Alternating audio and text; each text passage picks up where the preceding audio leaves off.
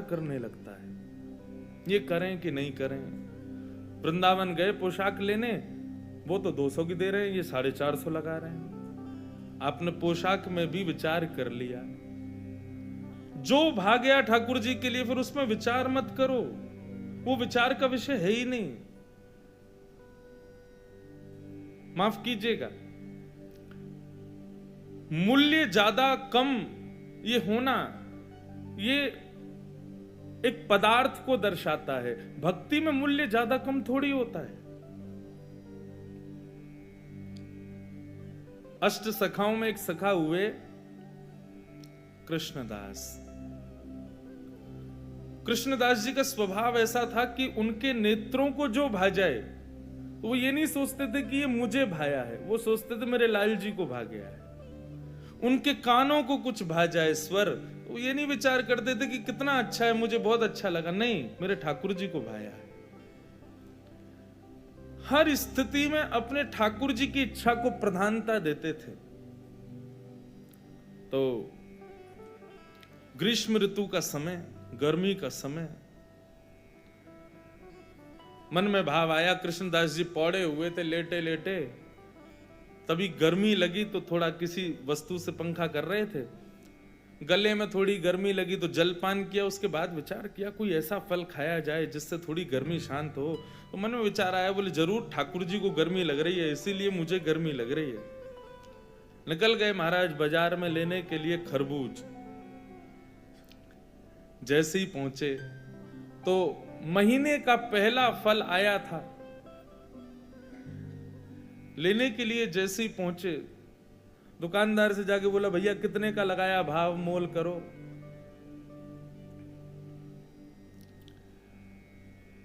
दुकानदार ने जो भी भाव था उसका 1 रुपया 2 रुपया बताया, बोले इतने का है, लो। यहां कृष्णदास जी खरीदने लगे, इतने में ही राजा के सैनिक आ गए। सैनिकों ने आकर कहा, बोले नहीं, महीने का पहला फल है, पहले राजा की सेवा में जाएगा, बाद में किसी मंदिर मठ में जाएगा। कृष्णदास जी बोले यहां तो हमारे लाल जी की नाक कट जाएगी अगर ये फल राजा के यहां गया तो। महीने का पहला फल है, ठाकुर जी की सेवा में जाना चाहिए। अब इनको प्रवचन क्या सुनाऊं मैं? ये राजा के यहां रहने वाले लोग, इनमें बुद्धि विवेक तो होता नहीं है, केवल तनख्वाह के लिए राजा की जय जयकार करते हैं। हमारे यहां तनख्वाह थोड़ी देते हैं ठाकुर जी, हम तो फिर भी जय जयकार करते हैं। ये राजा के लोग, इसको क्या समझाऊं मैं? कृष्णदास जी उनको समझाते तो बात बिगड़ जाती। कृष्णदास जी ने बोला भैया देखो, पहले हम आए तो हमको देना चाहिए।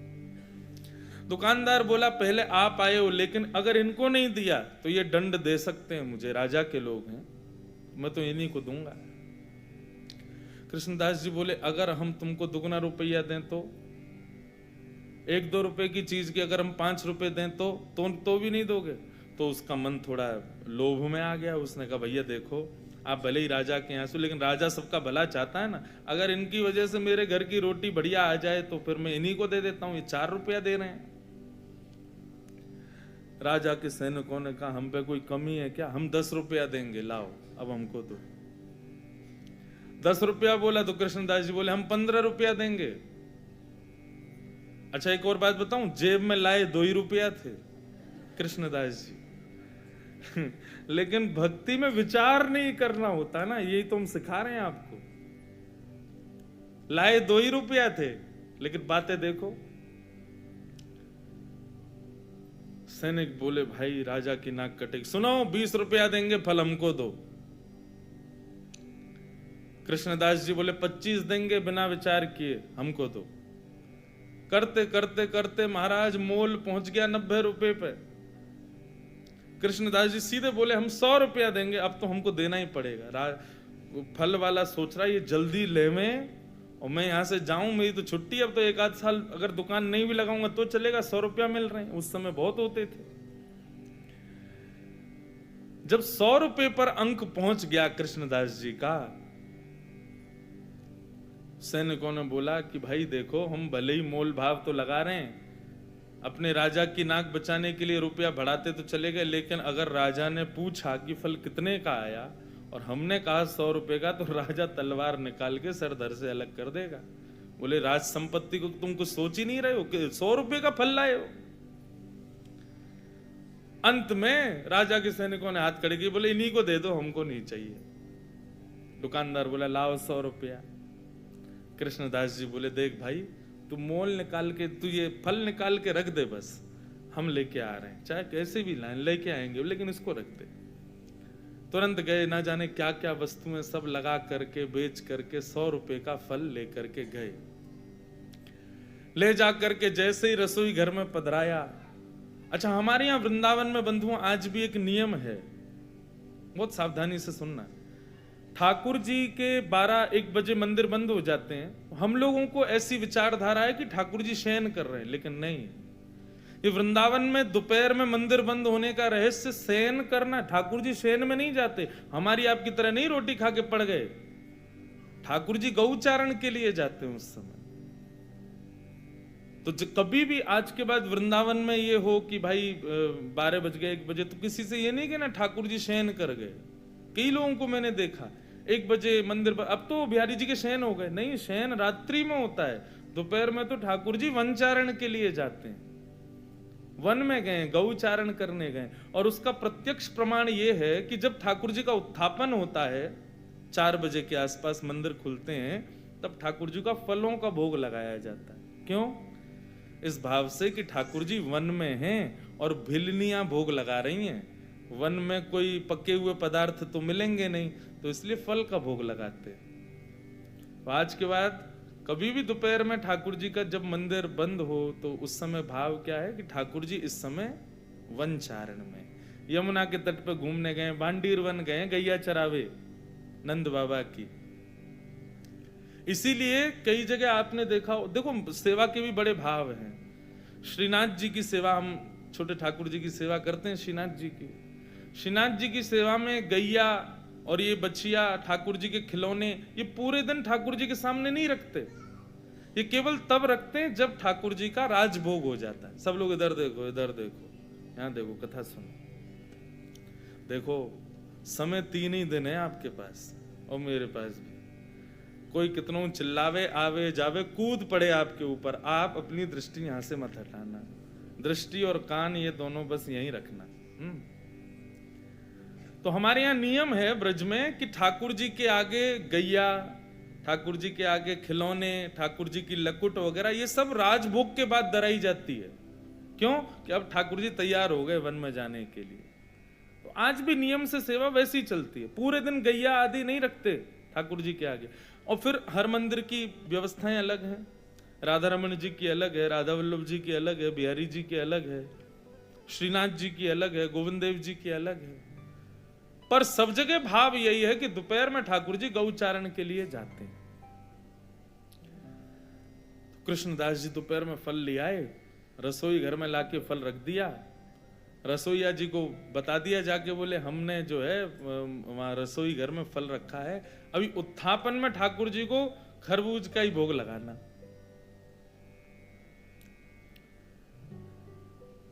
कृष्णदास जी बड़े प्रसन्न थे कि भैया महीने का पहला फल ठाकुर जी की सेवा में आएगा, ठाकुर जी पाएंगे, आनंदित हो जाएंगे। रसोईया स्नान ध्यान करके जैसे ही रसोई घर में गए, पूरी रसोई खोज ली, लेकिन महाराज फल नहीं मिला, कोई ले गया उसको वहां से। बाहर आके कृष्णदास जी से कहा, बोले कि कृष्णदास जी अंदर तो फल है ही नहीं। बोले अरे मैंने वहीं रखा है। बोले मैंने देख लिया, कहीं भी नहीं है, सब जगह खोज लिया महाराज, फल तो कहीं चला गया, उसको कोई और ले गया। कृष्णदास जी बड़े व्याकुल हो गए। बोले एक तो मैं अपने लाला की नाक बचावे के काजे राजा के सिपाहियन से लड़ झगड़ के लायो, 2 रुपया के फल को 100 रुपया को लेके आयो, कितनी वस्तु बेच के आ गए हो। इस बात का दुख नहीं कि इतना महंगा लाया, इस बात का दुख नहीं कि इतना लड़के लाया, इस बात का दुख कि ठाकुर जी उसको पा ना पाए, कोई और ले गया। बड़े दुखित बैठे थे मंदिर के अंदर। उत्थापन का समय अन्य फलों का भोग ठाकुर जी को लगा दिया, लेकिन कृष्णदास जी का मन बड़ा विचलित। पुजारी जी आए, बोले कोई बात नहीं, अब हमने अन्य फलों का भोग लगा दिया है, अब फिर कभी कृष्णदास जी, अब कृष्णदास जी किस किस को बताएं। अच्छा एक और बात बंधुओं, जो बात बात पे ये बताए ना, मैं तो ये करके लाया था, मैं तो इतनी मेहनत से लाया था, समझो उसको इस बात से चिंता नहीं कि ठाकुर जी ने धारण नहीं की, उसको इस बात की चिंता कि मैंने मेहनत की थी। कृष्णदास जी को ये चिंता ही नहीं थी कि मैंने कितना श्रम किया, उनको ये चिंता थी ठाकुर जी ने पाया नहीं। रोते रहे, सब समझाते रहे कृष्णदास जी को।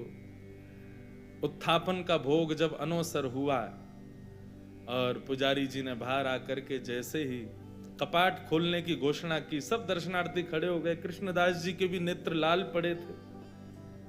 जैसे ही कपाट खुले तो क्या पाया, ठाकुर जी के उर्ध बाहु के ऊपर वही फल रखा जाता जो कृष्णदास जी लेकर के आए थे। रसोईया लाता उससे पहले ठाकुर जी रसोई घर में जाके ले आए उस फल को और अपनी भुजा में ला करके धारण कर लिया। जैसे ये दृश्य कृष्णदास जी ने देखा, मूर्छित हो गए, भाव में प्रवेश कर गए और ठाकुर जी के बार बार बलैया लेने लगे। जय हो नाथ, साचो प्रियतम आप ही हो, बिन गोपाल को नहीं अपनो, जासों कीरत रहिए। सूरदास जी कहते हैं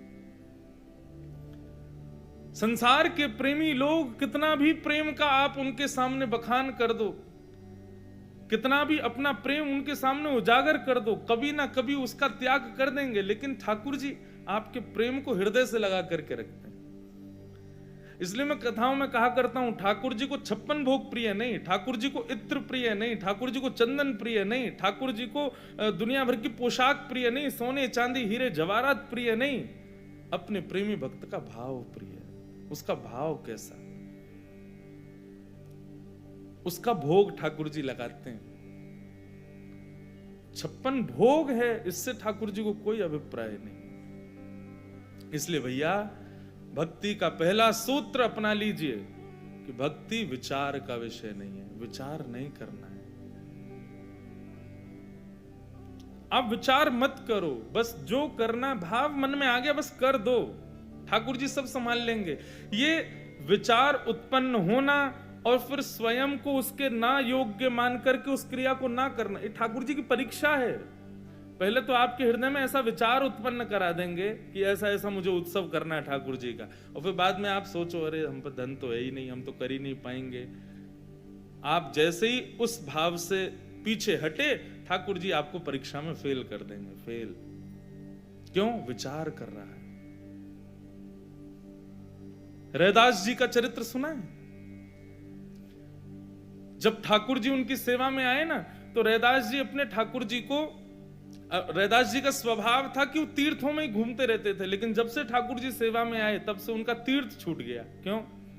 ठाकुर जी को समय पे भोग नहीं लग पाता, ठाकुर जी को यथा उचित स्थान पे बैठा नहीं पाते, क्या करें, तीर्थ जा ही नहीं पा रहे थे। तो रैदास जी ने ऐसा बना लिया, अपनी कुटिया में ही अलग अलग तीर्थों के नामों से पर्चियां लगा दी और रोज ठाकुर जी का श्रृंगार करके कहते, कहो लाल जी कहां चलोगे? अच्छा तो आज रामेश्वरम जाना है। ठाकुर जी की चौकी उठाते, नेत्रबंद करते, ओहो देखो कितना सुंदर समुद्र बह रहा है, देखो ठाकुर जी रामेश्वर नाथ भगवान का अभिषेक चल रहा है, लोग ओम नमः शिवाय का उच्चारण कर रहे हैं, और ठाकुर जी की चौकी 2-4 बार ऐसे घुमा के रामेश्वरम जहां लिखा होता है तो वहीं बैठा, पहुंच गए रामेश्वरम, जय हो, बोलो भगवान शिव की जय हो। रामेश्वरम पहुंच गए ठाकुर जी, और फिर नेत्रबंद करके अपने ठाकुर जी को ही बताते, देखो ठाकुर जी अब हम धनुष कोड़ी पे घूम रहे हैं, अब देखो रामेश्वर भगवान के स्फटिक शिला के दर्शन कर रहे हैं, रामेश्वरम में कितने सारे कुएं हैं, हम उनमें स्नान कर रहे हैं, बैठे अपने गांव में हैं, अपनी कुटिया में हैं, लेकिन ठाकुर जी के प्रति भाव क्या रख रहे हैं कि हम रामेश्वरम में। रैदास जी की इस भक्ति का ये स्वरूप हुआ कि जेठ के महीने में अति गर्मी के अंदर यदि रैदास जी अपने ठाकुर जी को तैयार करके, चलो ठाकुर जी बद्रीनाथ चल रहे हैं, तो जैसे ही ठाकुर जी की चौकी बद्रीनाथ में रखी जाती ना, उनके गांव में जेठ के महीने में बर्फ गिरने लग जाती थी। गांव के लोग जेठ के महीना में 100 लोड के घूमते, कोई पूछता कहां गए हो, बोले जरूर रैदास के ठाकुर जी आज बद्रीनाथ गए होंगे, यही मारे बर्फ गिर रही है।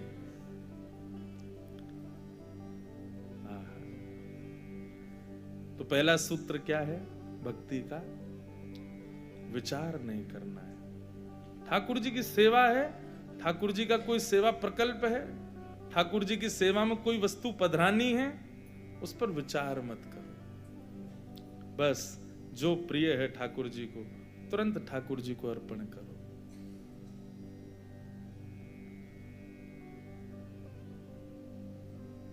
आज्ञा गुरुणाम अविचारणीया।